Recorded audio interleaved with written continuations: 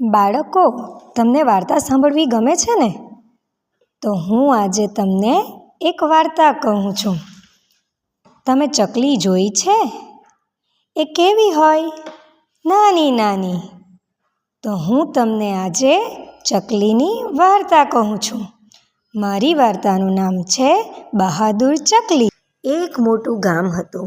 ત્યાં એક મોટો સુંદર રાજાનો મહેલ હતો. એક ચકલીબેન હતા. તેને રાજાના મહેલમાં જવાનું મન થયું. ચકલીબેન ઉડતા ઉડતા રાજાને ત્યાં જવા નીકળે છે. રસ્તામાં તેને કુકડાભાઈ મળે છે. કુકડાભાઈ ચકલીબેનને પૂછે છે, ચકલીબેન ચકલીબેન તમે ક્યાં જાઓ છો?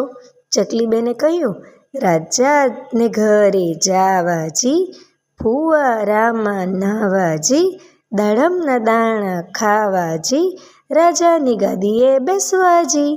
કુકડાભાઈએ ચકલીબેનને કહ્યું, ચકલીબેન હું મારું પીછું આપું છું, તે લઈ જાઓ અને રાજાજીને આપી દેજો.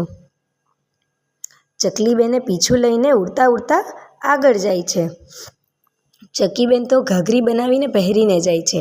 આગળ જતાં ચકલીબેનને રસ્તામાં મોરભાઈ મળે છે. મોરભાઈ બોલ્યા, ચકલીબેન ચકલીબેન તમે ક્યાં જાઓ છો? ચકલીબેને કહ્યું, રાજાના ઘરે જાવાજી, ફુવારામાં નાવાજી, દાડમના દાણા ખાવાજી, રાજાની ગાદીએ બેસવાજી.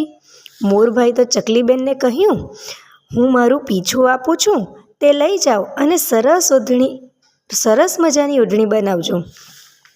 ચકલીબેન તો ઘાઘરી અને ઓઢણી પહેરીને રાજાના ઘરે જાય છે. દરવાજા પર સિપાઈ તેમને રોકે છે. સિપાઈ કહે છે, ખડે રહો, અહીં કેમ આવી છે? ચકલીબેન તમારાથી અંદર ના જવાય. ચકલીબેન કહે છે, રાજાના ઘરે જાવાજી, ફુવારામાં નાવાજી, દાડમના દાણા ખાવાજી, રાજાની ગાદીએ બેસવાજી. ચકલીબેન તો સિપાઈના માથા પર બેસી ગઈ અને સિપાઈને હેરાન કરવા લાગી. સિપાઈ તો ગભરાઈ જાય છે. ચકલીબેન તો ઉડીને અંદર રાજાના મહેલમાં જાય છે. ત્યાં રાણી તેને મળે છે. રાણીએ ચકલીબેનને કહ્યું, ચકલીબેન ક્યાં જાઓ છો? ચકલીબેને કહ્યું, રાજાના ઘરે જાવાજી, ફુવારામાં નાવાજી, દાડમના દાણા ખાવાજી, રાજાની ગાદીએ બેસવાજી.